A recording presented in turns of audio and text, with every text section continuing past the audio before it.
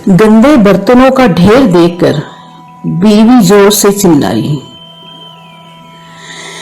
ये चिराग का जिन हमेशा मर्दों को ही क्यों मिलता है, औरतों को क्यों नहीं मिलता? काश मेरे पास भी जिन होता तो मेरे काम करता। बीवी के मासूम ख्वाहिश सुनकर एक बड़ा जिन हाजिर हुआ और बोला, कानून के मुताबिक एक औरत को एक वक्त में बस एक ही जिन मिल सकता है और हमारे रिकॉर्ड के मुताबिक तुम्हारी शादी हो चुकी है और तुम्हारा जिन तुम्हें मिल चुका है। उसे अभी तुमने सब्जी मंडी भेजा है।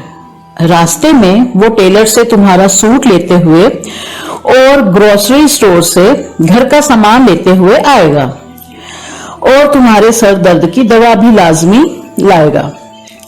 फिर काम पर चला जाएगा और शाम को घर आते हुए तुम्हारी पसंद की आइसक्रीम भी लाजमी लाएगा।